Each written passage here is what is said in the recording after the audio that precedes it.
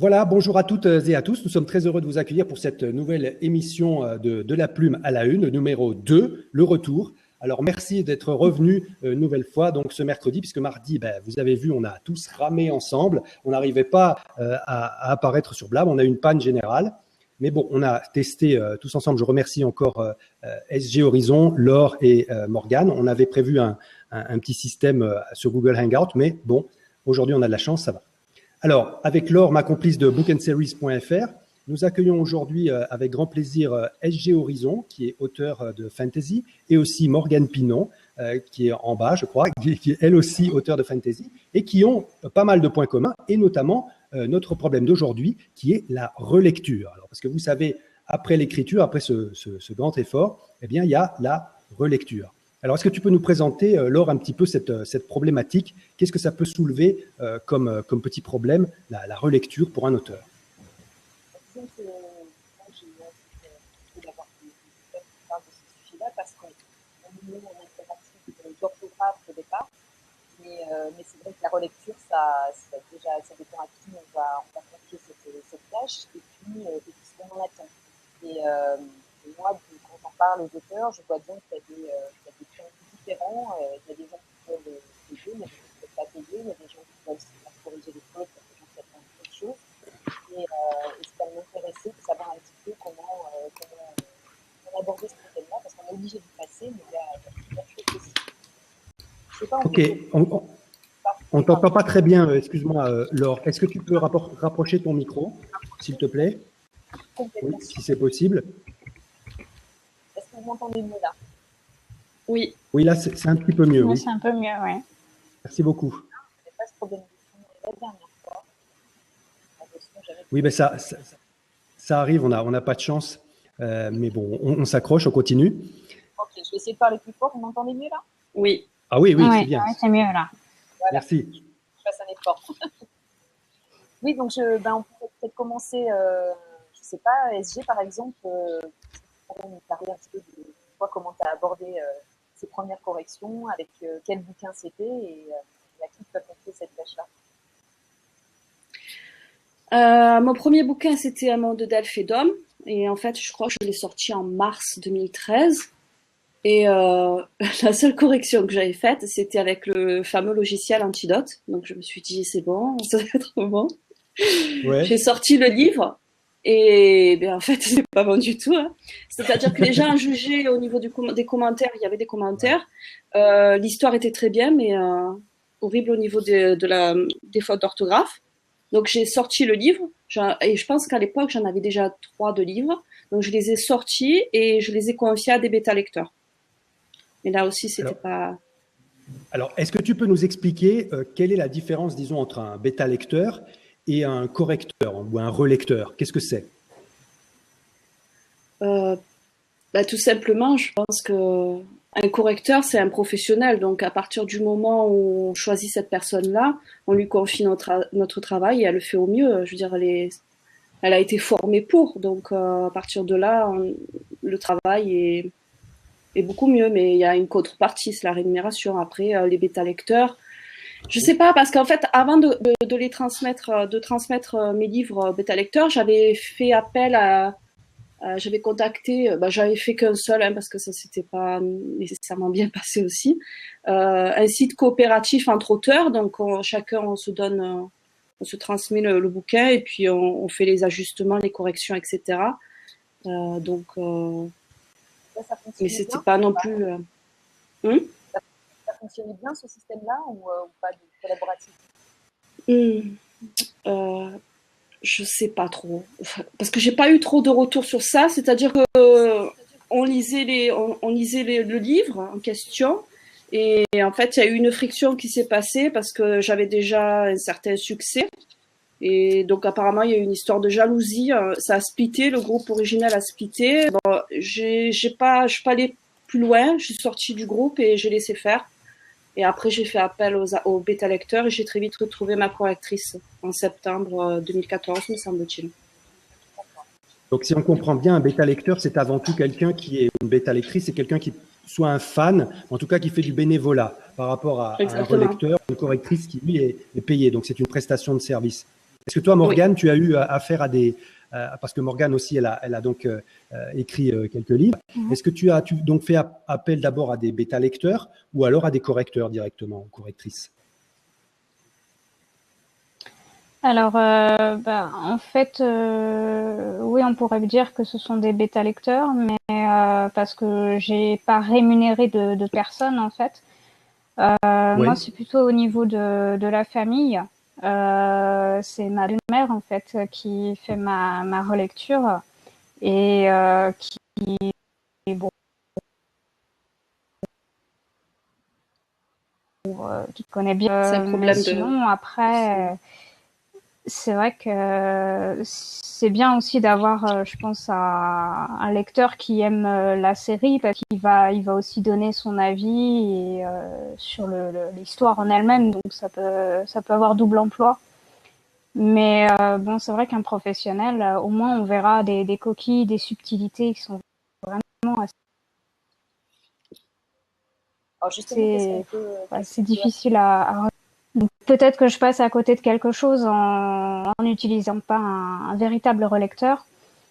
Mais bon, c'est vrai qu'il y a quand même une bonne entraide aussi entre auteurs et généralement, ce que je fais, c'est que je sors toujours une version numérique avant une version papier pour avoir déjà des premiers retours en me disant bon bah je corrige si jamais il reste quelques coquilles.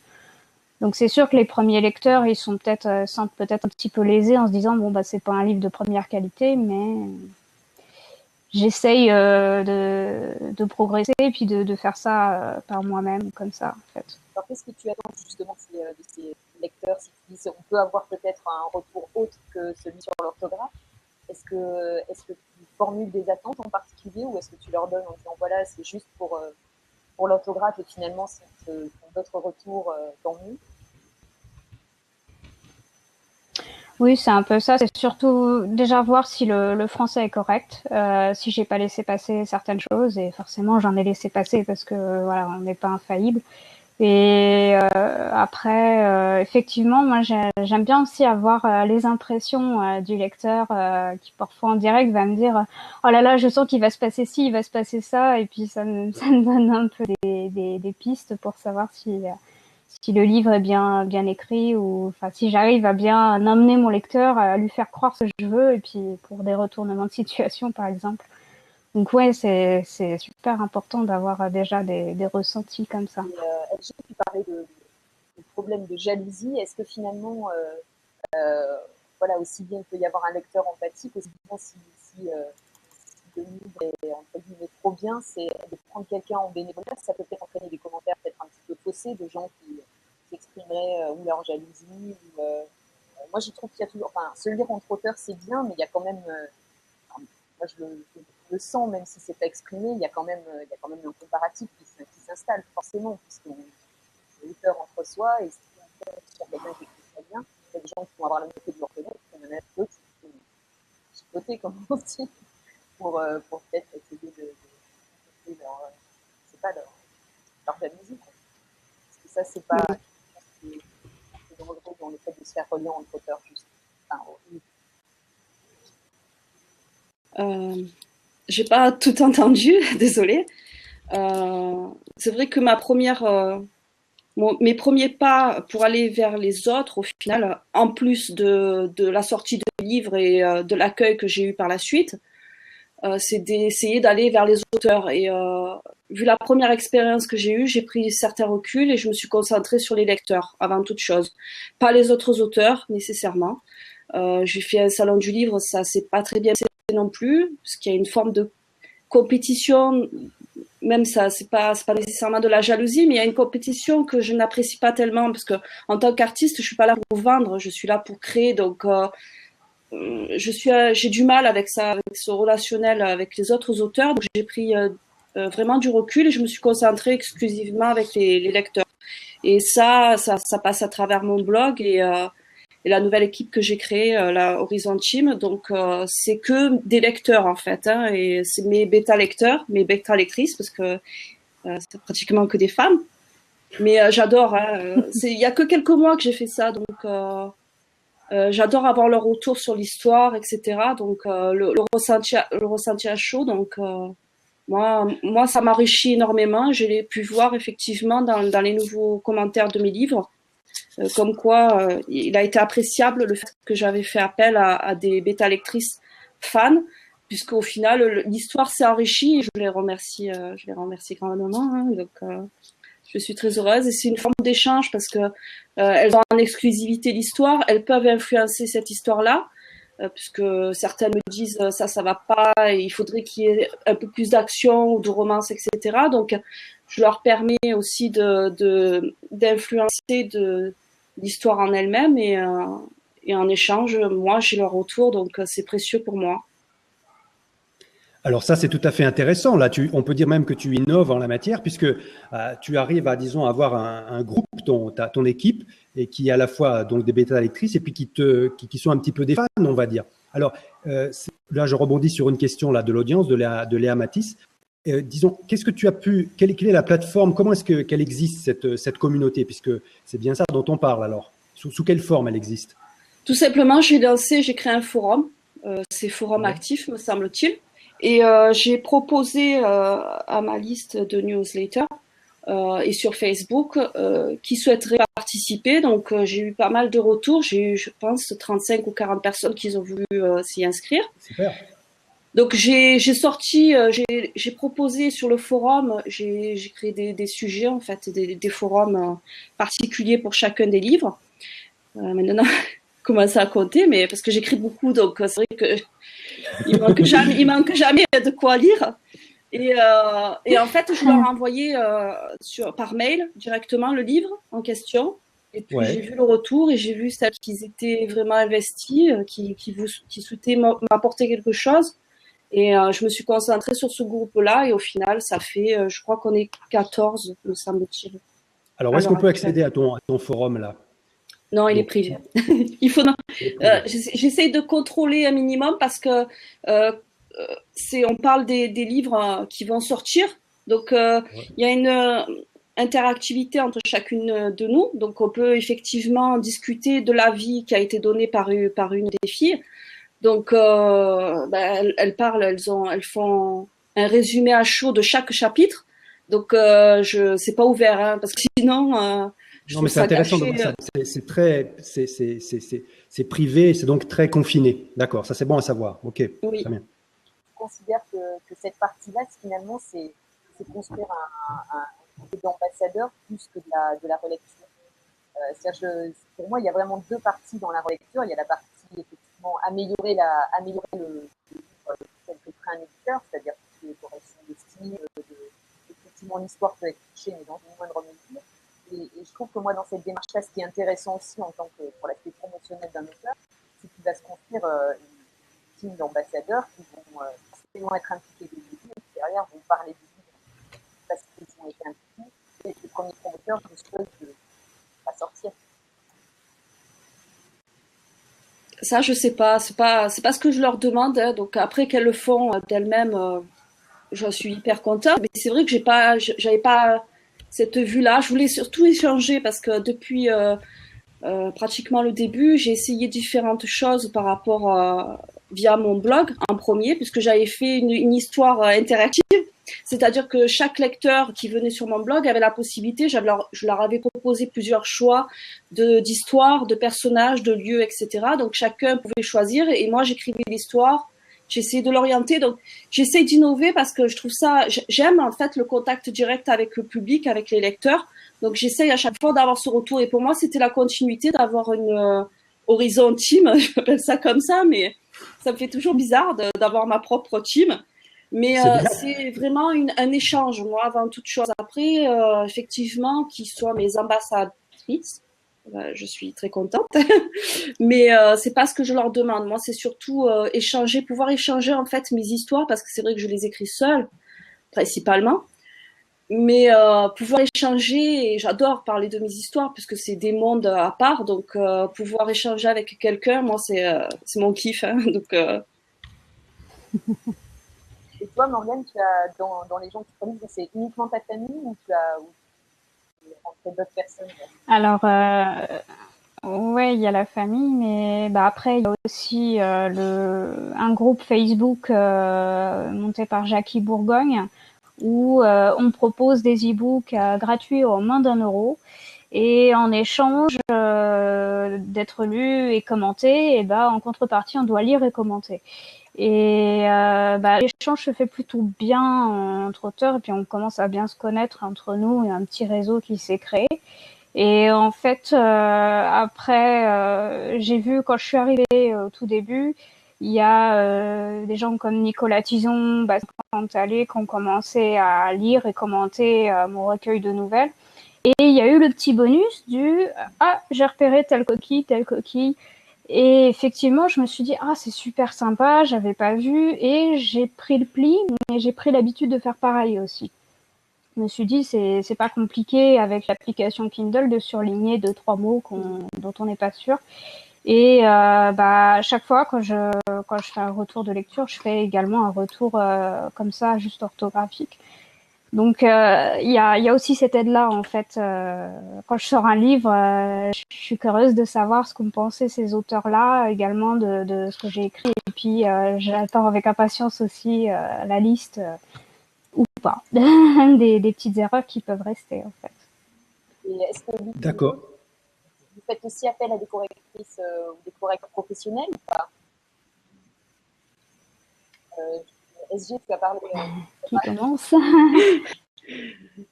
Oui, moi j'ai rencontré effectivement via son site internet, puisqu'elle proposait cette offre-là. Donc moi j'ai Agnès Raboutin, qui m'a correctrice professionnelle, que j'adore, hein, merci. Coucou Agnès, je ne sais pas si elle me voit. Donc on a une très bonne entente et moi j'écris énormément, donc je la surcharge un peu, donc j'ai été obligée de prendre une autre correctrice pour pouvoir corriger parce que j'avais déjà écrit, sorti pas mal de livres, je sais plus, une quinzaine au moins. Et donc, je pouvais pas, en plus Je de mes précise nouveaux livres. qu'elle en a une quarantaine déjà, hein, SG Horizon, je crois. Ah oui. Et en plus, je pouvais, enfin, après, il y a une forme de respect qui s'établit avec mon lectorat. Donc, il fallait que je corrige mes anciens bouquins plus les nouveaux. Donc, d'ailleurs, C'est du les boulot. seuls, ouais, les deux séries que j'ai pas encore fait corriger par l'une de mes correctrices, je les ai sorties il y a quelques mois, donc j'attends, on attend, on est en train de les corriger, mais c'est beaucoup de travail pour moi et Bien pour sûr. elle, parce que derrière il faut qu'avec Agnès on a facilité la chose, mais avec Karine j'ai encore la relecture à effectuer, donc corriger les fautes, etc. Donc c'est pas mal de boulot, mais j'adore. Merci les filles, parce que franchement sans elles je pourrais rien faire, hein, tout simplement. Puis Agnès maintenant au niveau du style, elle me fait plus que corriger les fautes. Les filles elles me font plus que corriger les fautes et il y a aussi le style qui s'est amélioré beaucoup, donc j'apprends, mais C'est ça aussi de sélectionner un correcteur. Je pense qu'il y a la question peut-être que les auditeurs se posent, c'est de se dire voilà comment on sélectionne aujourd'hui un correcteur dès lors qu'on a décidé d'investir. Et moi j'avais envie de souligner, c'est vrai moi-même j'ai une correctrice aussi qui ne gère pas du tout que mes fautes, même si au départ la première démarche c'est de se dire voilà ce que je veux c'est éradiquer les fautes ce qui est gestion en se détend, enfin, tout ce qui peut échapper, parfois. Et dans ce domaine-là. Et puis on s'aperçoit, enfin moi il se trouve un peu par hasard, hein, je suis tombée directement sur une personne qui a tout de suite parlé de mon style. Et j'ai trouvé que ça m'a aidé à me désinhiber par rapport à ce qui pouvait être bien ou moins bien dans mon écriture. Donc ça c'est super important parce que c'est un avis extérieur et professionnel. Et puis en plus c'est vrai que finalement, bon, évidemment je l'apprends pour corriger les fautes, mais au final ce qui m'intéresse le plus c'est que vraiment le bouquin soit optimisé. Et je pense que c'est une question faut vraiment poser quand on s'adresse à un professionnel, de savoir ce qu'il va faire dans sa correction. Parce que à des tarifs équivalents, parce que les tarifs sont à peu près tous les mêmes, il peut vraiment y avoir des gens qui travaillent avec des correcteurs orthographiques et des gens qui ont une approche littéraire du bouquin. Je ne sais pas si parmi ceux qui nous écoutent, certains ont eu des expériences belles ou mauvaises, qui sont en recherche de correcteurs, mais je pense que c'est vraiment une question Morgane, tu t'es posé la question de faire appel à un professionnel ou pas du tout?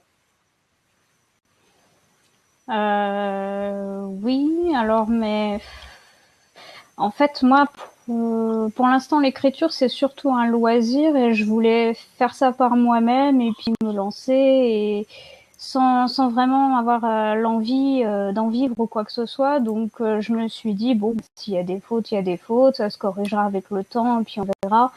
Mais j'avais pas dans l'idée de payer quelqu'un pour me relire.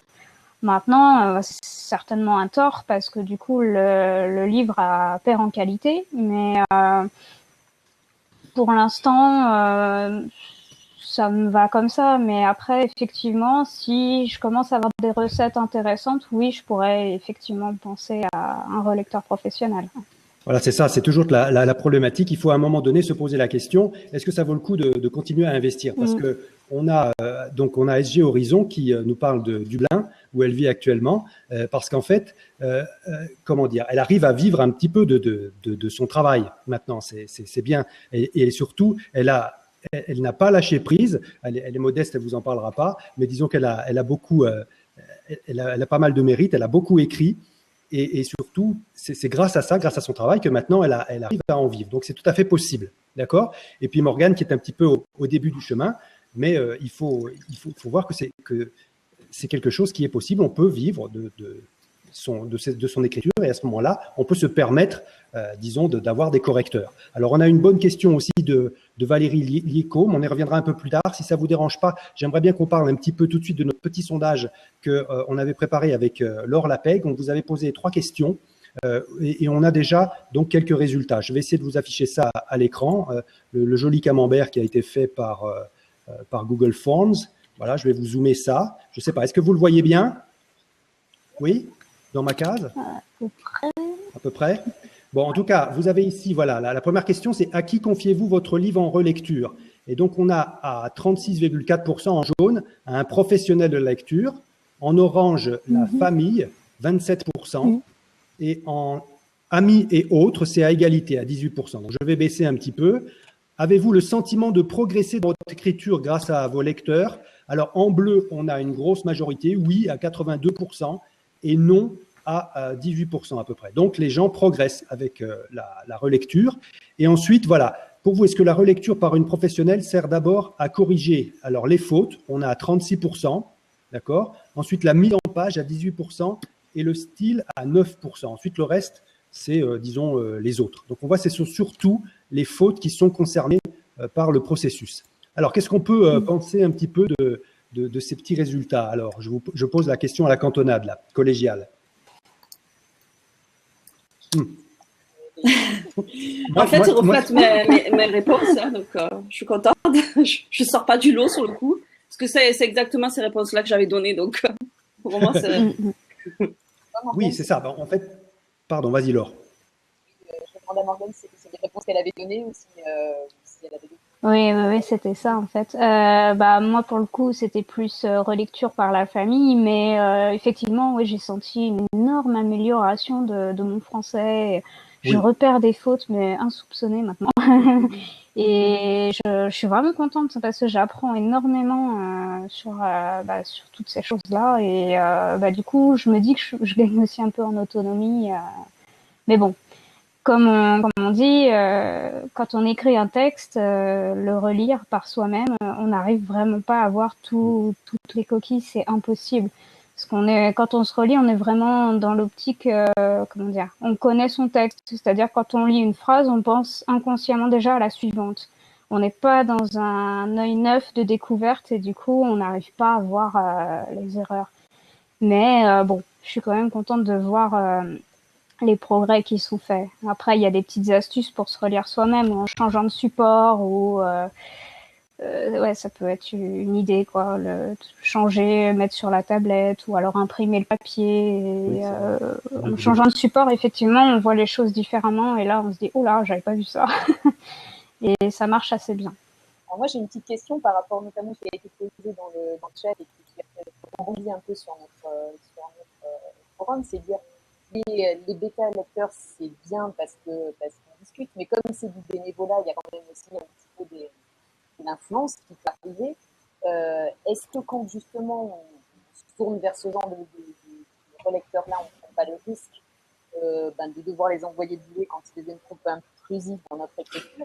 inversement, enfin, moi, je sais que personnellement, j'ai préféré prendre un relecteur directement qui me soit totalement inconnu parce qu'il y avait d'une part plus d'individualité, je pense, et puis j'avais l'impression de ne pas lui demander un service, donc je pouvais moi aussi défendre mes intérêts ou discuter de façon totalement libre, l'argent étant à l'arrière ou la neutralité dans tout ça. Après, on ne s'empêche pas de travailler en bonne intelligence, mais c'est vrai que quand on demande un service, on est quand même toujours un petit peu en position, d'avoir à écouter davantage, ce qui peut être très intéressant, mais qui peut aussi nous mettre dans des situations où, on va re-questionner beaucoup sur nos cultures, et puis, effectivement, on se quoi, parce que c'est pas un professionnel qu'on a en face.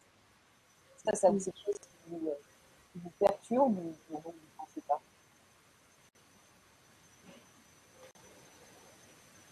Moi, je fonctionne sur 2 temps, c'est-à-dire la première vague des bêta-lecteurs que j'ai eu, effectivement, il m'aidait, donc moi, de toute façon, j'ai accepté toute l'aide que je recevais, et j'essayais en contrepartie, puisque certaines personnes voulaient écrire, de faire en sorte de les relire déjà, de lire leurs propres bouquins, d'essayer de les aider du mieux que je pouvais en les conseillant, etc.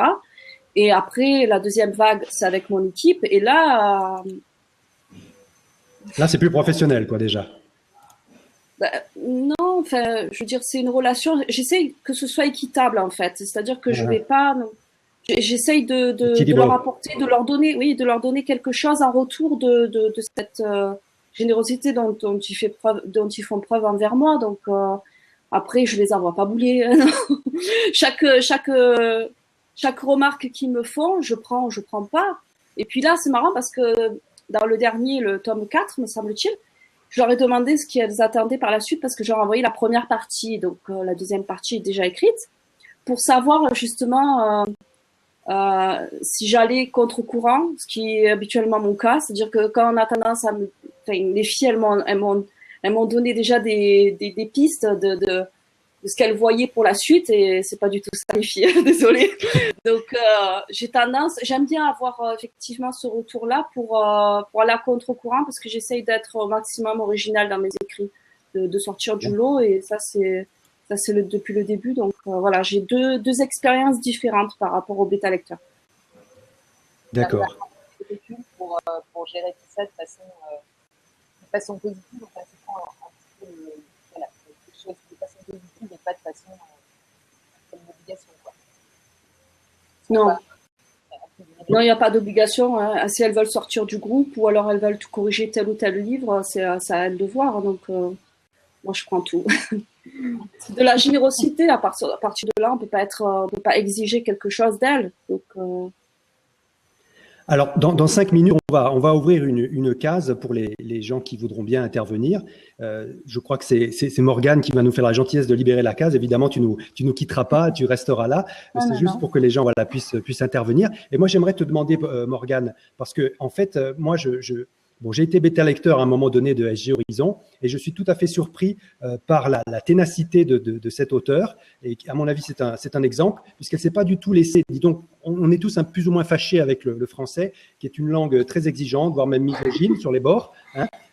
Mais je veux dire, elle a continué à écrire, et c'est un vrai exemple. Maintenant, elle arrive à en vivre. Donc, est-ce que ça t'inspire, ça, Morgane, en tant que nouvel auteur, jeune auteur, de voir que c'est possible, on peut avoir une communauté de bêta-lecteurs, de gens qui ont des idées, un pool, et puis on peut même être, là je réponds à Valérie Liéco, on peut ne pas être d'accord avec ce que disent les bêta-lecteurs. Vous avez vu, SG Horizon, elle a son idée, elle crée le truc, elle écoute, mais elle va à contre-courant. Alors, qu'est-ce que ça t'inspire, ça, Morgane, comme idée? Moi, je suis fan.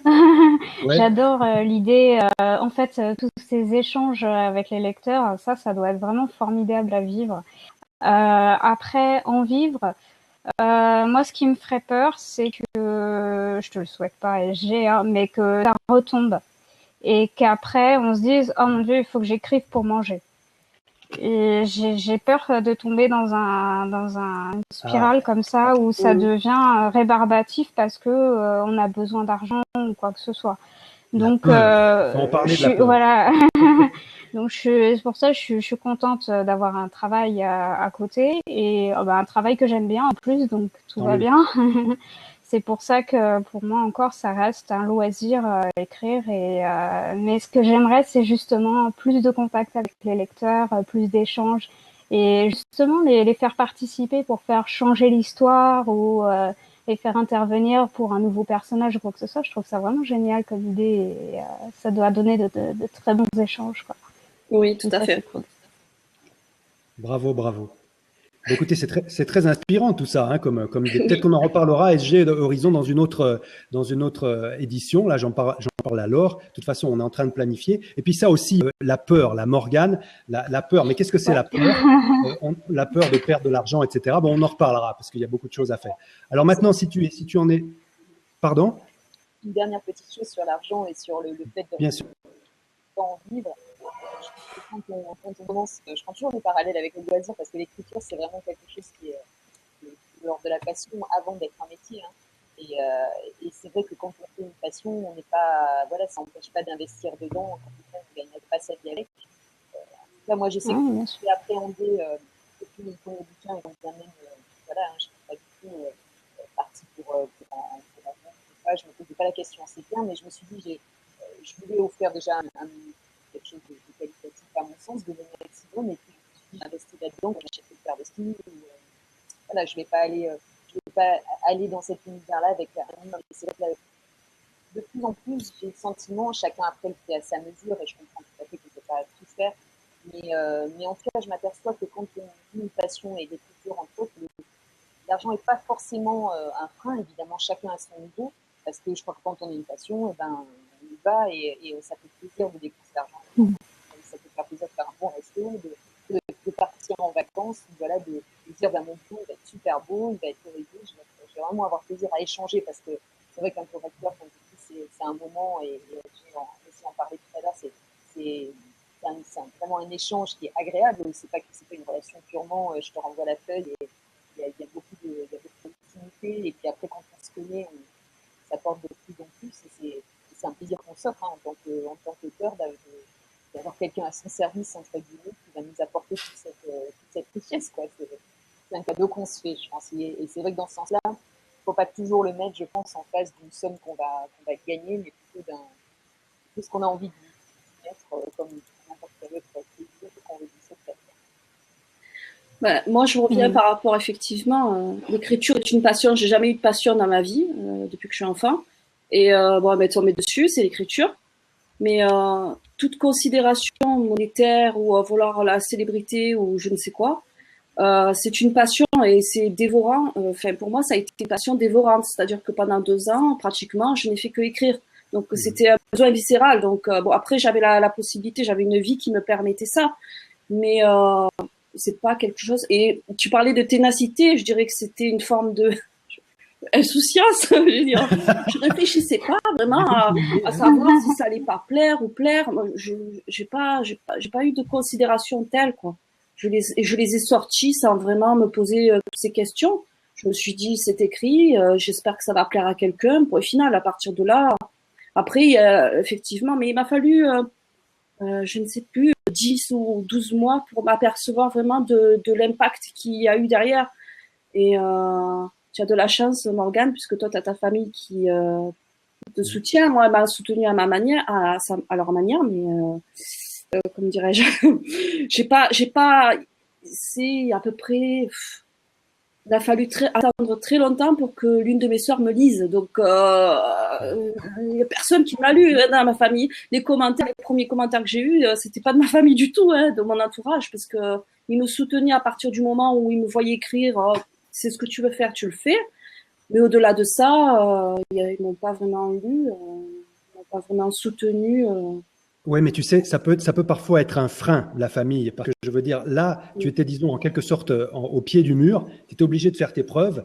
Et c'est souvent quelque chose que j'observe chez mes concitoyens francophones, cette espèce de peur, qu'on compare par exemple aux anglo-saxons, de peur de démarrer. En tout cas, ce que j'aimerais bien souligner, juste avant qu'on libère la case et puis qu'on permette aux gens de sauter, c'est qu'en fait, Morgane et toi, vous étiez non pas fâchés avec le français, mais le français était fâché avec vous, et que le muscle de l'orthographe, de la grammaire, de l'expression, etc., eh bien, ça peut progresser. Et maintenant, vous n'avez plus disons, de problème. On peut progresser en français, même si on est fâché avec cette matière dès le départ. C'est ça qu'il faut garder. Les autres sont vraiment des entrepreneurs dans ce domaine-là, puisqu'on peut quand même se dépasser et aller plus loin. Alors, Morgane, si ça t'ennuie pas, donc je vais te demander encore merci pour ta contribution. Je reste en ligne. Hein. Voilà, tu restes en ligne pour contribuer. Et s'il y a des gens, donc je pense notamment à Florence Clairefeuille, à Léa Matisse, qui veulent sauter dans la case parce qu'elles en avaient manifesté le désir, on vous attend déjà pour quelques réactions. Merci Morgane et à tout à l'heure. Alors, allez-y, n'oubliez pas. Donc, qui c'est qui veut réagir à ce qui vient d'être dit? Allez, n'hésitez pas. On est gentil. Voilà. Alors, on avait notre première émission, c'était sur le coming out de l'auteur, et c'est vrai que c'était un petit peu difficile. Voilà, merci Morgane, elle encourage Morgane. Donc, elle avait participé à la première émission, elle avait un petit peu peur, j'avais un peu provoqué l'audience pour qu'elle saute, et elle l'a fait. Donc, c'est tout à fait possible.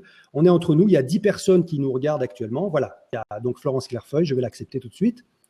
Voilà. Donc, on va attendre que la liaison se fasse. Et puis, on va continuer à papoter tranquillement sur le problème de la relecture. On a vu les bêta-lecteurs, les correcteurs professionnels et les bêta-lecteurs avec l'innovation qu'a apporté SG Horizon, c'est-à-dire une communauté fermée, mais disons très soudée, qui permet de faire évoluer une œuvre littéraire. Alors voilà Florence. Bonsoir Florence, bienvenue. Bonsoir. Voilà, alors d'où tu viens, d'où tu nous appelles? Alors moi je vous appelle du Tarn, dans le sud-ouest. Sud-ouest de la France, d'accord, très bien. Ouais. On t'écoute, nous t'écoutons. Je démarre sur quoi alors? Sur la relecture de manière générale ou Eh ben vas-y, dégaine, on est prêt, vas-y. Adresse-toi à qui tu veux et vas-y. Écoute, j'ai répondu tout à l'heure au questionnaire, donc je peux peut-être commencer par ça. Donc on avait la toute première question sur qui faites-vous relire, amis, famille ou professionnels. Moi j'ai mis autre parce qu'en fait je demande aux trois. C'est-à-dire que j'ai des amis qui relisent. Dans la famille, c'est mon mari qui me relit. Et puis, je fais aussi appel à une relectrice professionnelle. Donc voilà, tout le monde est concerné. En fait, maintenant, j'ai une petite équipe d'une demi-douzaine de personnes en fait qui me relit régulièrement. Ça s'est fait au fur et à mesure. Hein. En fait, voilà, j'ai trouvé j'ai des amis alors qui sont plus qui vont plus relire, on va dire voir la structure de l'histoire, ce genre de choses. Et puis il y en a d'autres. Mon mari, lui, il est excellent pour tout ce qui est petits détails qui ne collent pas. Alors là, voilà, ça il a un œil. Voilà. Alors ça, exactement, c'est le microscope électronique. Donc là, il y a rien qui passe. Donc ça, c'est pas mal aussi parce que ça permet effectivement, on laisse toujours passer des petits trucs comme ça. Et puis au fur et à mesure, voilà, j'ai découvert des gens, dont le conseil me parlait vraiment, avec lesquels je partage un certain univers, et du coup, voilà, l'équipe entre guillemets s'est formée toute seule au fur et à mesure. Alors, tu écris quel genre pour préciser un petit peu? Excuse-nous. Oui, alors j'ai fait pas mal de choses. J'ai fait au départ des textes autobiographiques, donc récits de voyage, de missions humanitaires. Ensuite, j'ai fait des recueils de nouvelles. J'ai sorti une trilogie policière qui s'appelle Le chat du jeu de quilles. Et là, actuellement, je travaille sur une nouvelle trilogie qui est une saga familiale. Donc c'est pas du tout du policier, mais donc là c'est de la littérature générale, on va dire. Cool. Et voilà. à la construire cette équipe, cette demi-douzaine? Alors j'ai commencé vraiment à faire les choses sérieusement, on va dire, il y a 2 ans. Mon mari, forcément, il était là, donc ça s'est imposé. Après, j'ai une amie qui, depuis les 2 ans, me lit effectivement. Une auteure que j'ai rencontrée depuis, donc elle, ça fait 1 an qu'on travaille ensemble. Une deuxième que j'ai rencontrée un peu dans le même genre de circonstances dans un groupe d'auteurs. Et puis voilà, depuis 6 mois, on va dire que l'équipe ne bouge plus, quoi. C'est les mêmes personnes. Disons que, enfin, là, je pense que j'ai un nombre de relecteurs qui me convient, qui m'apportent plein de choses, qui me permettent. C'était la deuxième question, de m'améliorer beaucoup, enfin, qui m'aident beaucoup aussi bien sur la structure de l'histoire que bon, forcément sur les erreurs d'orthographe, ce genre de choses. Donc bon, je pense que j'ai atteint un rythme de croisière, mais cela dit, si des gens se montrent intéressés, euh, je ne suis pas du tout contre le fait de montrer mes textes à d'autres personnes, quoi. Il y a des gens que j'ai sollicités, mais il y en a d'autres, c'est eux qui sont venus, qui m'ont dit, bah moi ça m'intéresse d'être bêta lecteur, de voir, de participer aussi à la création d'un texte. C'est quelque chose qui, j'ai une amie comme ça, c'est ça qui l'intéressait. Alors justement, qu'est-ce que vous pensez qui motive un bêta lecteur? Peut-être qu'on en a parmi les personnes qui nous écoutent. Quelles sont les motivations premières? De rentrer, de devenir un fan proche d'un bouquin qu'on a déjà aimé, justement de peut-être pas être auteur soi-même, mais de participer à cet exercice d'écriture un peu indirectement. À votre avis, quels sont les... Je vous dis ça parce que moi, j'ai pas de bêta lecteur, donc j'ai pas de retour. Et j'ai l'impression que les motivations, de ce que j'en entends, sont assez variables. Ça peut être soit un prêté pour un rendu, un autre auteur, il y a des échanges de bons procédés.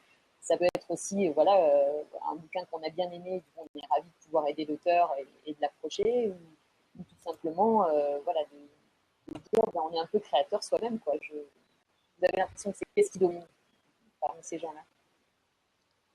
Les raisons sont multiples, hein. Celles que tu viens de donner sont justes.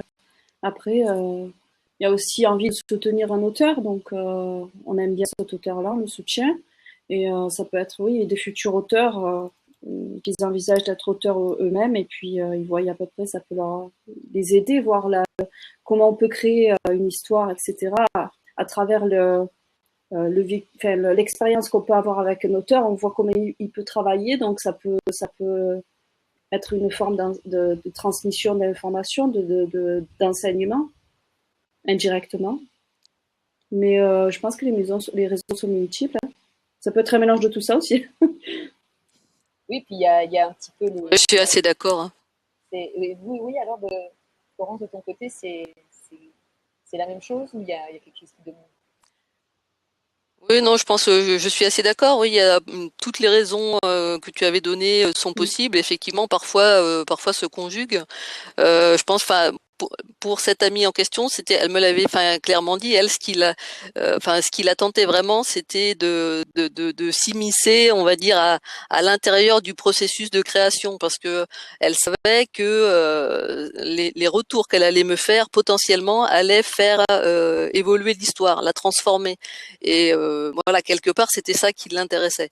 Après, effectivement, moi, j'ai été très claire avec elle et avec tout le monde. Je prends tous les retours, je suis heureuse d'avoir des retours, mais je ne les prends pas forcément en compte. Hein, c'est-à-dire que bon, je considère que je reste quand même la créatrice au final, et il y a des conseils qu'on va me donner, des suggestions qu'on va me faire, qui vont me parler, je vais les utiliser, et il y en a d'autres, bah non, ça me parlera pas du tout, et puis ma foi, j'en prends acte, mais je ne les utilise pas, quoi. Moi, j'ai eu un retour Est-ce par que rapport à...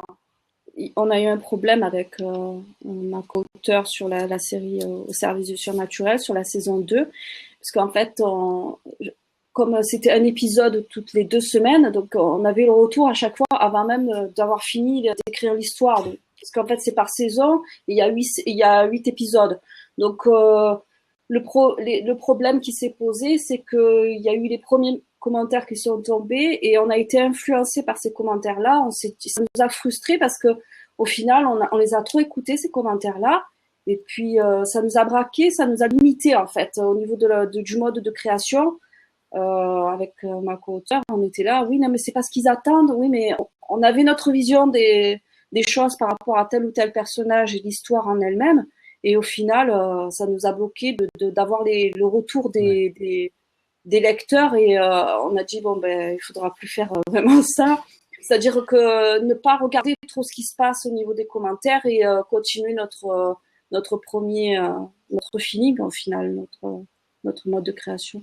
Donc ça peut être, il peut avoir aussi une forme de côté négatif. Effectivement, c'est que Bien sûr. ça influence trop et ça bloque en tant qu'auteur, ça peut bloquer le mode de création au final. Donc en fait, si vous me permettez cette métaphore un peu simple, c'est l'auteur, et l'auteur, il est à la barre de son navire, il sait où il veut aller, mais enfin les vents soufflent de façon contraire. Il faut quand même louvoyer, mais savoir où on va. Donc c'est ça, hein. Il faut quand même pas perdre le cap de son œuvre. C'est ça qu'il faut comprendre. D'accord, d'accord. Oui, puis c'est enfin, le nouveau statut d'auteur indépendant sur le net a quand même ouvert les coulisses de l'auteur, ce qui est pas possible ou pas facilement faisable avec le système ancien d'édition. Effectivement, on allait confier à son entourage proche, mais on n'allait pas pouvoir aller trouver des bêta-lecteurs à 1000 km sur du papier. Là, c'est vrai que de façon assez naturelle, on est tenté d'aller un peu se découvrir. Après, il y a des personnes qui pensent qu'un auteur doit rester dans sa tour d'ivoire et puis juste livrer son bébé une fois qu'il est terminé. Moi, je ne suis pas forcément pour ça, mais c'est vrai qu'il faut mettre quelques barrières pour ne pas après se sentir obligé de faire un produit entre guillemets qui réponde aux envies, aux attentes des uns et des autres, s'ils les manifestent un peu trop. Et c'est vrai que Laurent, moi j'ai connu pas mal de gens qui ont fait des romans comme ça, solliciter le public, c'est assez compliqué parce qu'en même temps c'est très gratifiant et c'est très intéressant d'échanger, et en même temps je suppose qu'on peut recevoir beaucoup d'avis contraires et que c'est un petit peu difficile de décevoir les uns ou de suivre les autres systématiquement. Moi j'ai une petite question par rapport au moment où vous vous faites relire par des bêta-lecteurs. Vous attendez d'avoir terminé vos bouquins, vous donnez ça en cours de route, vous donnez ça quand vous avez un doute. À quel moment est-ce que, Florence, peut-être nous dire, à quel moment est-ce que vous livrez, vous commencez à livrer votre BD à ces bêta-lecteurs? Moi, je le donne à lire quand je considère que le premier jet est terminé. Enfin, pas complètement abouti, mais pratiquement. Donc en général, je leur laisse entre un mois, si possible 2 mois, pour qu'ils aient le temps. Mais bon, parfois je suis un peu trop pressée, donc j'ai du mal à leur laisser vraiment le délai nécessaire. Donc on va dire un mois et demi pour que les gens relisent et me fassent les retours. Et après, je me laisse un mois supplémentaire en général pour du coup retravailler le texte. Et avant de faire vraiment la correction finale. Donc pour moi, c'est 2 étapes, quoi. La relecture précède la dernière, vraiment la finalisation du texte, et la correction orthotypographique, c'est vraiment tout à la fin. D'accord. Moi, c'est différent. Pardon. Je voulais juste te dire, donc merci Florence beaucoup pour cette intervention. Je pense que si ça te dérange pas de pouvoir libérer la case, puisqu'on a d'autres personnes, je crois, qui voulaient. C'est très gentil. Merci encore Florence d'avoir apporté de la valeur à cette conversation. Donc, s'il y a d'autres personnes qui souhaitent aussi intervenir avant que SG puisse parler, n'hésitez pas. Vous allez rentrer dans la case que Florence va libérer tout de suite. Merci beaucoup. Je sors tout de suite. Merci. Au revoir. Florence, c'est très gentil. Merci. Au revoir. Voilà. Alors, SG, si tu veux continuer ton intervention pendant que les gens, si vous voulez. Oui, voilà, je vais essayer d'être brève. Pas de problème. Tout simplement, avec, par exemple, ça m'a fait sourire quand elle a dit qu'elle doit attendre un mois ou 2 avant de frapper. Oui, parce que toi, c'est plus rapide. Hein. Ah oui, carrément. Les pauvres. Non, moi, j'écris l'histoire, le premier jet, je le donne à ma correctrice. Donc, elle me fait une première correction et je le transmets à mes bêta-lectrices. Et donc, généralement, ça prend 10 jours, 15 jours d'avoir tout le retour de tout le monde. Et puis, à ce moment-là, j'ajoute des chapitres. J'ajoute des chapitres, je modifie, j'améliore l'histoire, en fait. C'est une amélioration par rapport à ce qu'elles me disent. Et je prends de manière générale, il y a des faits qui se regroupent, des avis qui se regroupent. Donc, je dis, bon, ok, j'ai tort. Et puis, je modifie en fonction. Mais l'histoire est déjà écrite. Donc, je sais où je vais jusqu'à la fin.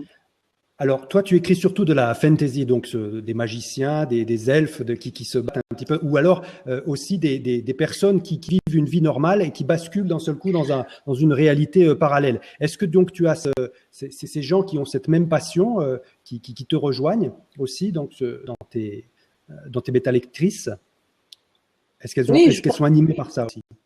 je pense, parce que à la base, ce sont des lectrices donc, de mes livres, donc je pense qu'elles s'y retrouvent dans mes inspirations, dans les mondes que je crée.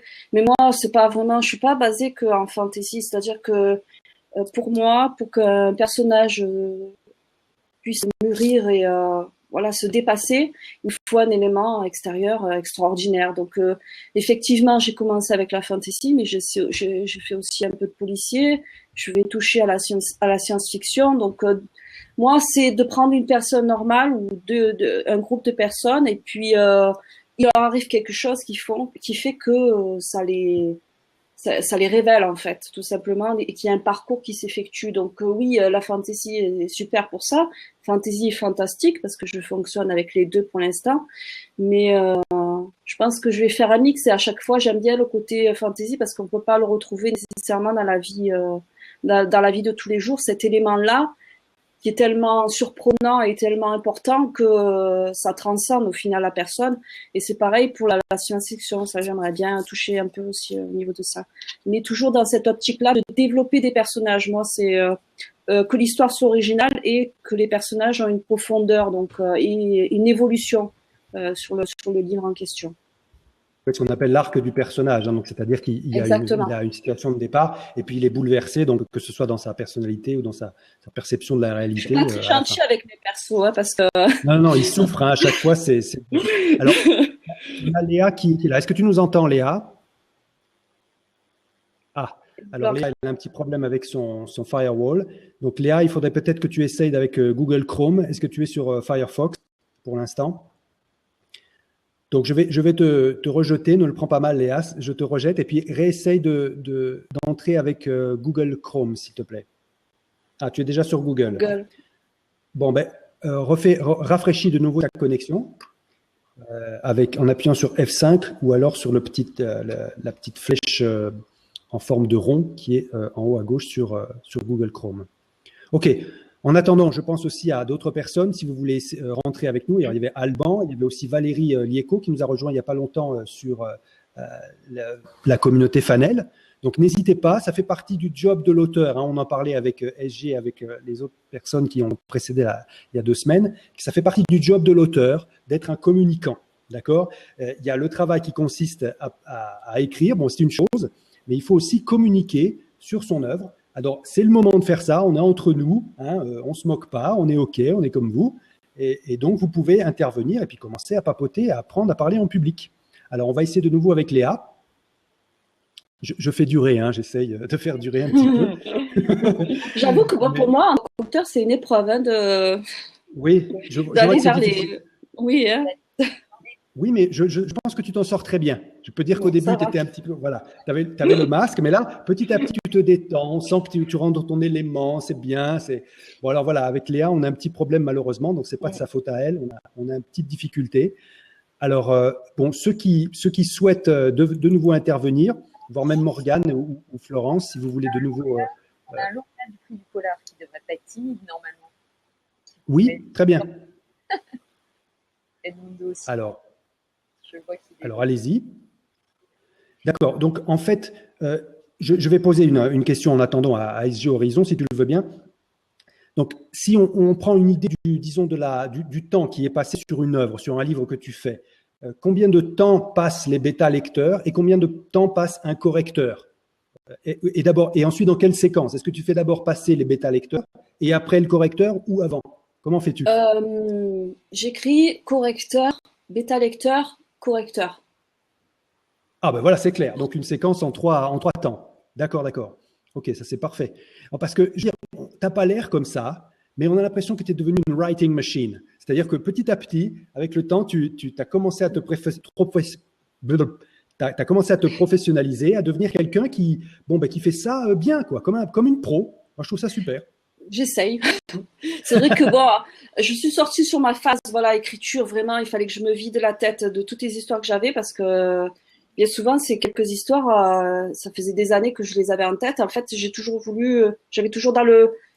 en train de rêver, éveillée en fait. Et c'est des histoires qui sont marrantes parce que c'est des histoires que j'ai continuées et j'ai réussi à finaliser sur le papier, entre guillemets. Mais à partir de là, à partir du moment où je suis sortie et qu'effectivement, il a fallu que j'ai une vie publique, même si je me cache énormément, à partir de là, effectivement, j'ai essayé de différentes manières toujours d'avoir ce contact avec le public et d'améliorer mes histoires. C'est pour moi essentiel. Mais c'est vrai que j'avais j'essayais avec mon blog, avec mon site internet, avec Facebook, Twitter, etc. Mais maintenant, je suis allée à reculons. Hein. J'ai pris du recul sur ça et puis je me consacre beaucoup plus à l'écriture au final. Parce que en tant qu'auteur, on peut se professionnaliser, ok, mais on reste avant tout un artiste. Un artiste, il a besoin d'avoir une œuvre à accomplir. Donc, pour moi, c'est essentiel pour d'écrire en fait. Et d'écrire, et j'aime bien aussi faire les couves. Ça, c'est mon. D'ailleurs, j'ai tendance à faire la couve avant parce que ça m'inspire en final. Oui. Bah, là, on a une question de Morgane Pinon qui visiblement est en train de se transformer dans l'une de tes fans. Est-ce que tu n'as pas peur d'être en panne d'idées? Là, on déborde un petit peu. Mon problème, ça fait des années que c'est comme ça, c'est que j'ai trop d'idées et j'ai pas suffisamment de temps. Donc, j'ai pas le problème de la page blanche. Donc, j'ai 3 millions d'histoires dans la tête et il me faut le temps pour chacune d'elles. Et j'essaye de satisfaire mes lecteurs parce que ils attendent certaines suites. Donc, ils me crient dessus. Ça, c'est trop long. Alors que je suis beaucoup plus rapide que d'autres, hein, parce que généralement, les suites, elles sortent au bout de quelques mois. Et par exemple, La Magie d'Avalon, elle sort tous les 2 mois. Donc, tous les 2 mois, il y a un nouveau tome qui sort, à peu près. Et c'est vrai que, bon, voilà, après, c'est une question, ça aussi, j'ai pris du recul par rapport à ça. Je me suis dit, ok, j'arrête, parce que c'est une question d'inspiration. En tant qu'auteur, c'est une inspiration. Et il y a un monde, là, je suis avec La Magie d'Avalon, pour moi, je suis au 5e, 6e siècle. Voilà. Donc, j'écris sur ça, et puis après, tout dépend de l'inspiration que j'ai, parce que, comme elle disait, il y a une sorte d'obligation qui s'effectue. Moi, c'est pas nécessairement monétaire, c'est-à-dire il faut que j'écris pour être payé. Mais il faut que j'écris parce qu'ils attendent la suite, donc ils sont insatisfaits. Oui, il faut que j'écris, il faut que j'écris. Donc je me suis forcée certaines fois à écrire, et ça va droit dans le mur. Hein, généralement, c'est pas ce qu'il faut faire. Il faut juste se poser, prendre du recul et suivre son inspiration. C'est-à-dire qu'on a envie d'écrire sur les anges, on écrit sur les anges, et etc. Mais maintenant, ce que j'essaie de faire, c'est j'écris l'histoire d'une traite. C'est-à-dire que bon, généralement, moi, je fais pas un livre. Hein. Je fais des trilogies, même la première c'est transformé en 6 tomes, mais j'essaye de sortir d'un bloc pour pas justement avoir cette insatisfaction, cette frustration que peuvent avoir les lecteurs, ce que je comprends, de pas avoir la suite. Surtout que je suis méchante avec eux parce que généralement je finis un livre sur un événement un peu. Ouais. Non, pas enfin, voilà, quoi, ils sont là, de la suite. Oui, elle arrive, mais il faut juste du temps. En fait, c'est le temps qui me manque. Donc voilà, c'est pour ça que maintenant j'ai pris du recul. Facebook, tout ça, c'est trop chronophage. Donc moi, je veux plus. D'accord. Écriture. C'est important. Je dirais que ça devient secondaire. Je pense que les questions de communication, elles se posent à différentes périodes. Je pense qu'il y a des moments où c'est important et puis il y a des moments où ça devient moins important. Je pense qu'il faut savoir trouver un rythme aussi où on communique. C'est ça. Comme un livre, on écrit son livre, après on communique dessus et après on se remet à écrire. Il ne faut pas faire que ça, il faut trouver le bon rythme. Ben, le problème, je pense qu'effectivement, comme j'écris énormément, je ne peux pas tout faire. Mais je pense que avec tous les articles, parce que j'ai lu les articles d'aide, de conseils, etc. aux auteurs, et on appuie fortement sur il faut communiquer. Moi, je pense qu'avant tout, il faut écrire. Parce que si j'ai eu cet impact-là, c'est parce que j'ai beaucoup écrit et que j'ai sorti pas mal de livres. Donc là, ils ont pu vraiment me découvrir et avoir une panel suffisamment importante pour savoir quel auteur j'étais. Je pense qu'il faut avant toute communication, de toute façon j'ai eu mon Facebook que je pense 1 an après en tant que professionnel, hein, de l'écriture, mais je pense qu'avant tout, c'est une erreur de... Bon, après, ça dépend du rythme d'écriture, mais je pense que il faut écrire. Voilà le conseil que je donnerais. D'abord, écrivez, et puis après, vous voyez pour plus tard, au niveau de la communication. Pour moi, c'est ça. Mais c'est vrai que, voilà, je trouve que c'est trop dans la... Ils veulent à tout prix, enfin, les gens ont tendance à conseiller sur il faut communiquer. Oui, mais s'il n'y a pas l'histoire qui Non, suit derrière, c'est important. Je pense que c'est comme une respiration. Il faut bien trouver le bon rythme, savoir quand est-ce qu'on écrit et quand est-ce qu'on fait la promotion. Alors, on a deux bonnes questions, d'ailleurs, de Valérie Liéco et Léa Matisse. Alors, d'abord, la première question de Valérie Liéco, c'est-à-dire quand est-ce qu'on a le moment où on sait qu'on s'arrête avec la relecture. Elle dit, est-ce que tu vises zéro faute, zéro coquille, et quand est-ce qu'on est satisfait de la correction typographique et orthographique? Quand est-ce qu'on s'arrête, en fait, qu'on estime que c'est bon?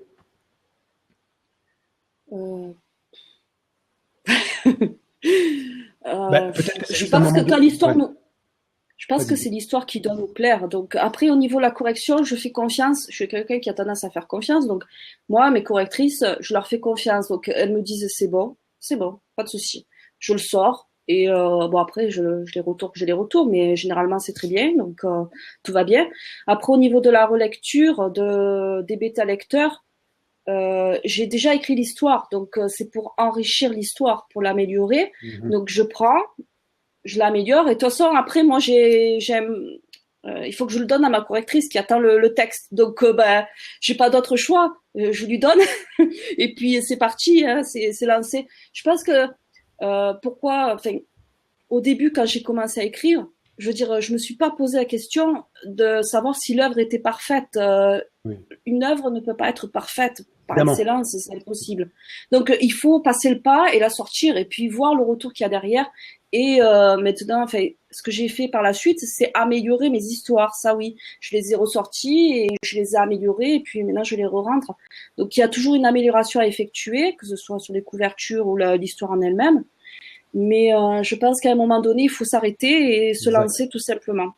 Et puis, ce qui est génial par rapport avec Amazon, etc., c'est qu'il y a la possibilité en continu de modifier, d'améliorer l'histoire. Ouais. Avant, on sortait le livre, Fini. c'était fini, quoi. Mmh. Là, on a cette chance-là. Et je mets un certain temps avant de sortir en version papier parce que justement, je veux avoir ce laps de temps de plusieurs mois pour pouvoir améliorer l'histoire au maximum. Et puis après, quand je considère que c'est bon. Puis, comme j'ai beaucoup d'histoires, j'ai pas tendance à me concentrer sur qu'une histoire. Donc, j'ai l'histoire, c'est bon, ça l'est faite. Et hop, je me concentre sur une autre. Donc, automatiquement, moi, je mets de côté. Donc, j'ai pas cette fixette sur une seule histoire. Ce que je peux comprendre quand on a un livre ou deux, on est là, oui, il faut qu'il soit parfait. Ça, pas trop. c'est assez C'est personnel. ça qui m'aide. C'est vrai que, pour répondre à la question de Valérie, quand est-ce qu'on est satisfait, par expérience, je dirais, alors c'est vrai que SG c'est un peu particulier parce qu'il y a la quantité qui est beaucoup perturbée. Je pense que c'est pas tout le monde qui a écrit 45 bouquins, je sais pas combien de temps, mais c'est assez énorme. Mais après, quand on écrit de façon plus raisonnable, c'est vrai qu'il y a ce côté peut-être qu'on a envie de passer plus de temps parce qu'on a le temps, enfin on se l'accorde, en tout cas, on sait très bien qu'on va pas sortir un bouquin après-demain dans la foulée, donc on a envie de faire un produit sur lequel on s'attarde un petit peu plus. Et puis quand bien même on se fait aider, il y a quand même, c'est comme l'orthographe, on s'améliore aussi soi-même. Je sais que ce que je donnerais comme conseil pour se dire est-ce qu'on est arrivé à un niveau correct, c'est que on lit tous, donc on sait très bien à quoi ça ressemble un livre quand c'est édité. Donc décemment, quand on fait une mise en page qui ne ressemble pas au premier livre qu'on attrape dans sa bibliothèque, c'est déjà qu'on n'est pas arrivé peut-être là où on devrait être. C'est un instinct assez basique.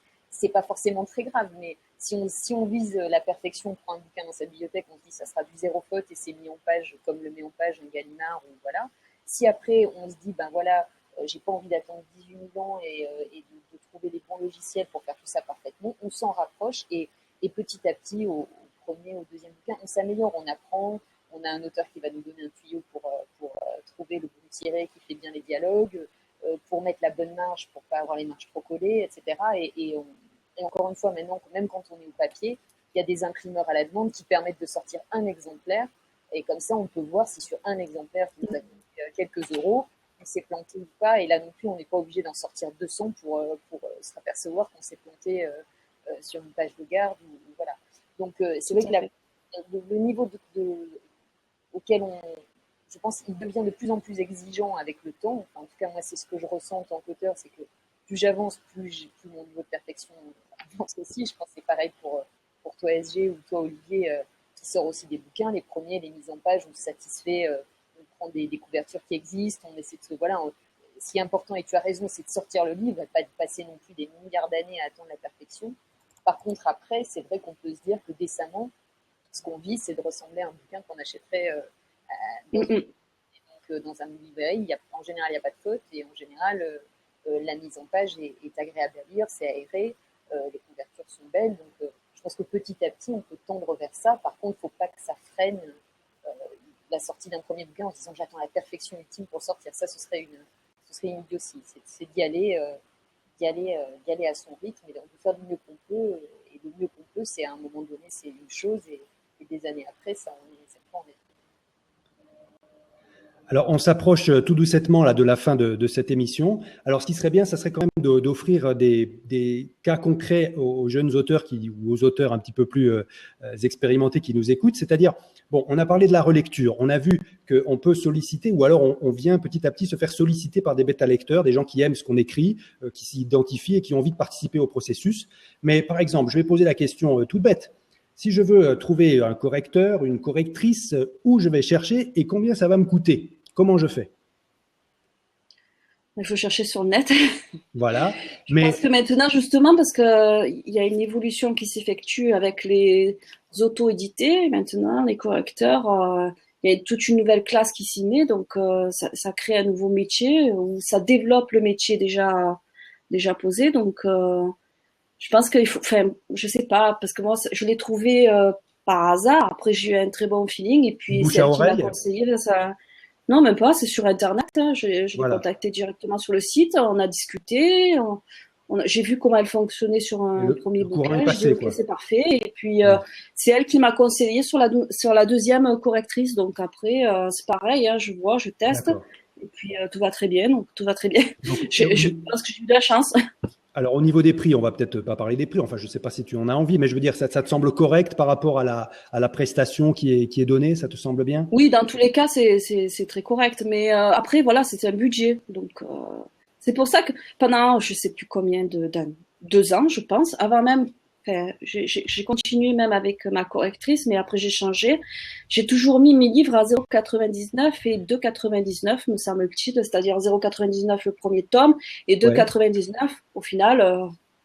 Ouais. J'ai essayé d'être le plus bas possible, non pas nécessairement pour attirer, pour être concurrentiel, mais tout simplement parce que bon, je suis d'une famille d'un milieu ouvrier, donc j'ai jamais eu vraiment trop d'argent dans ma vie.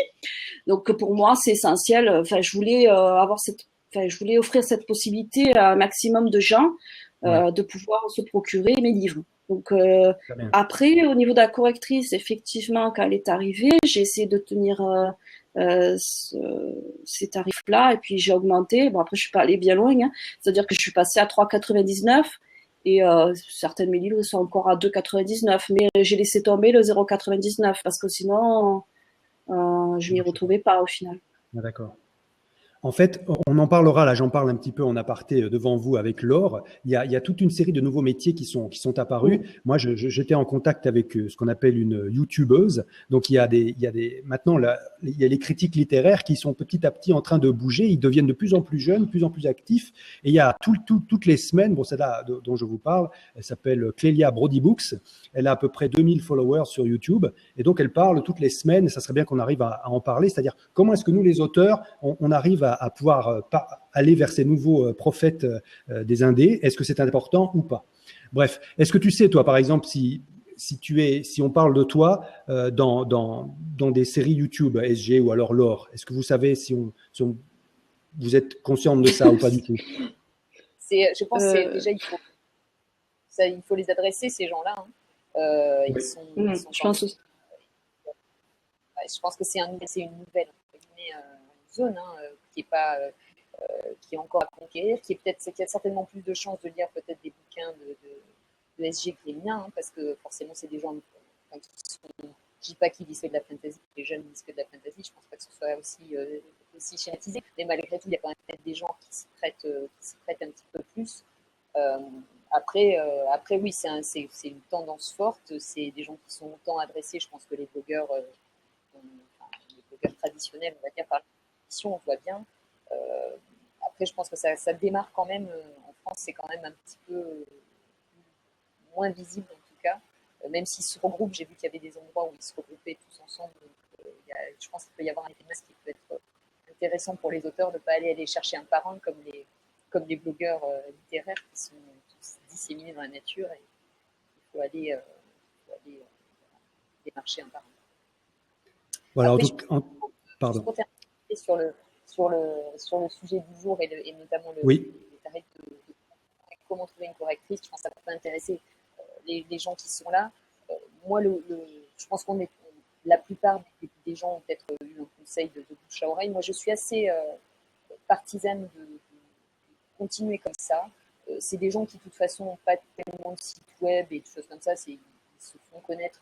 Maintenant, j'ai vu qu'il y avait une page qui était ouverte sur Facebook des professions aux aides aux indépendants. J'ai malheureusement pas noté l'adresse là, mais on pourra la faire passer sur Facebook. C'est un endroit où se regroupent tous les professionnels qui fournissent des prestations potentiellement aux auteurs indépendants. Donc effectivement, là, il pourrait y avoir des correcteurs, mais je pense que le meilleur moyen, le moyen le plus simple, c'est tout simplement d'aller demander à des auteurs qu'on connaît bien, s'ils en ont, d'aller demander à des gens comme moi, qui sont dans le professionnel, dans l'univers du livre et qui côtoient pas mal de gens, et de se faire un petit peu conseiller, parce que c'est... je dirais pas que c'est comme un psy, mais presque. On peut tomber sur les mauvaises personnes. Je sais pas pourquoi je dis ça. Et donc il faut. C'est du vécu. Et c'est vrai qu'il faut.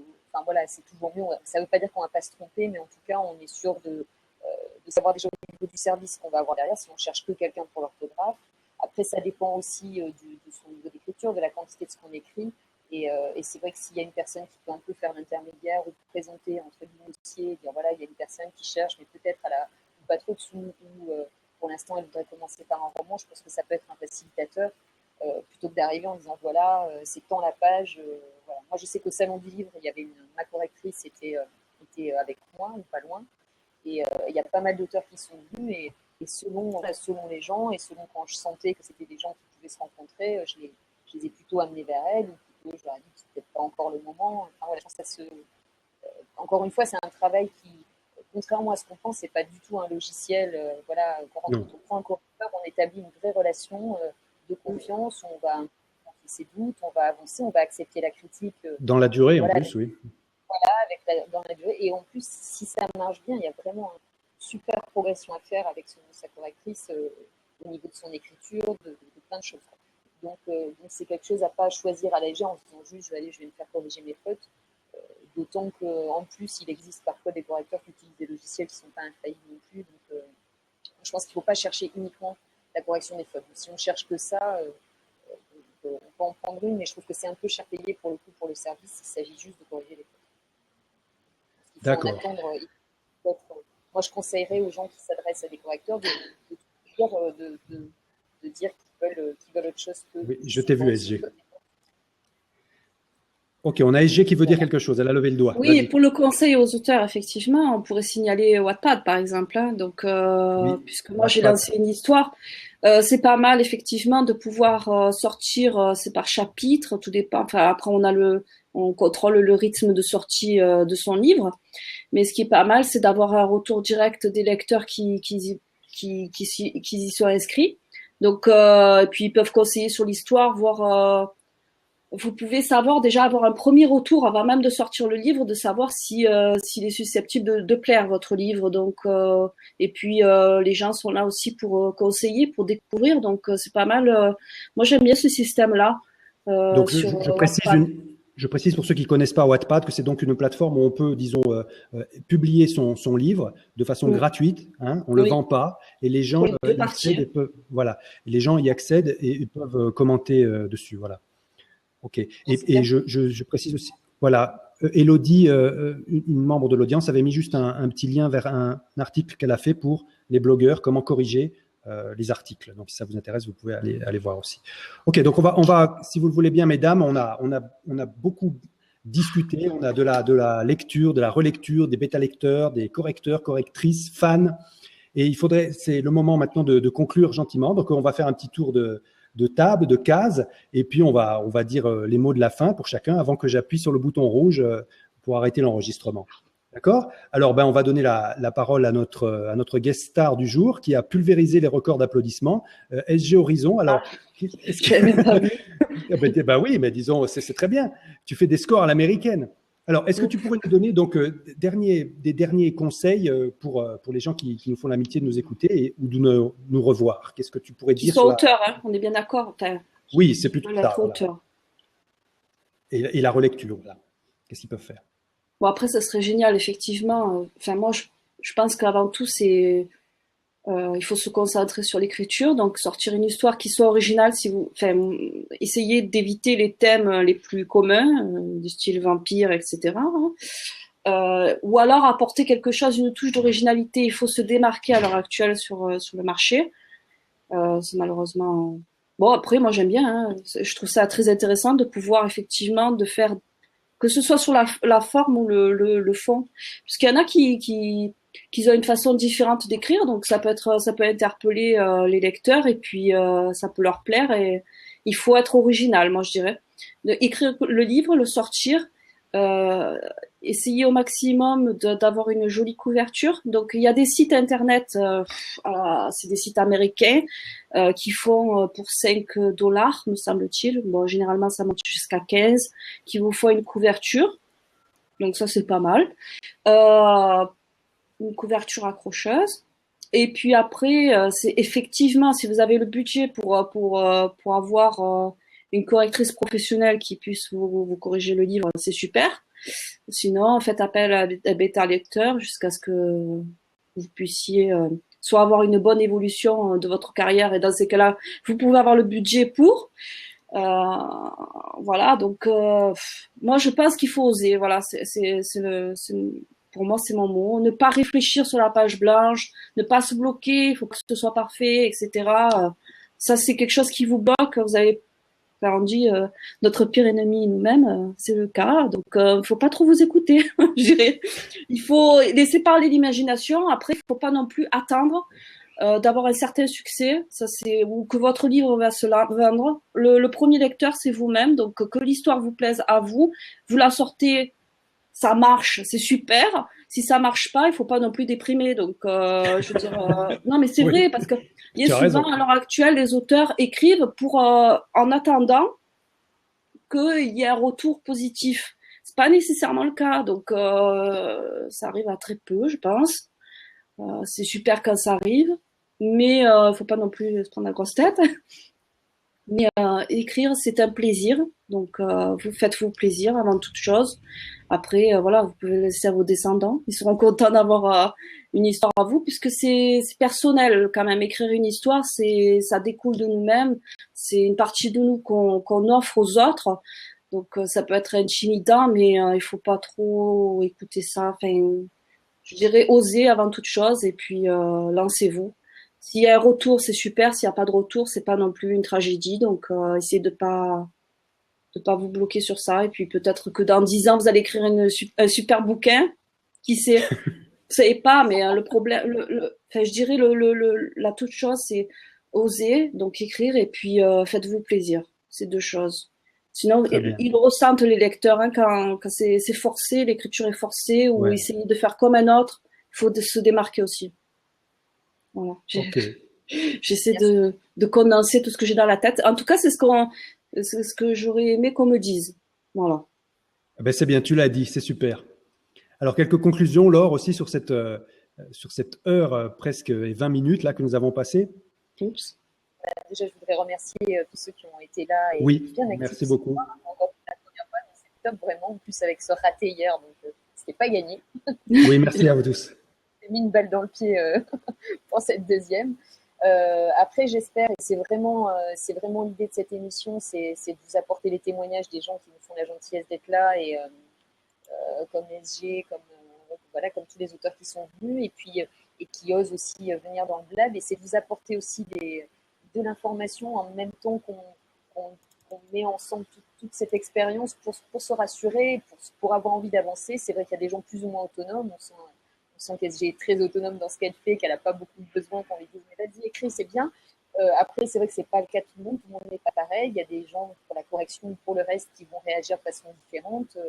Il y a des mamans qui pour l'instant, ne fait pas appel à une correctrice, mais toutes les solutions sont possibles. Nous, ce qu'on souhaiterait avec Olivier, c'est vraiment que vous voyez que tout est faisable, que tout existe, qu'il y a des solutions, et donc j'espère qu'avec les petits tuyaux qu'on vous aura donnés sur la correction aujourd'hui, ça vous aura aidé à avancer. Et encore une fois, sur Facebook, on pourra continuer à en parler. Vous savez où nous trouver si vous avez d'autres questions, et de continuer à aborder des sujets qui vont vous permettre de moins avoir peur, de ne pas justement rencontrer ces blocages dont vous parlez SG, en tout cas de les passer plus vite, et puis de pouvoir taper sur une épaule et prendre un petit renseignement quand vous en avez besoin. En tout cas, c'est dans cet esprit-là, et puis dans l'esprit aussi de passer un bon moment, ce qui a été encore le cas ce soir, qu'on fait cette émission. Donc je vais vous en remercier encore une fois à tous. Voilà, écoutez, c'est parfait.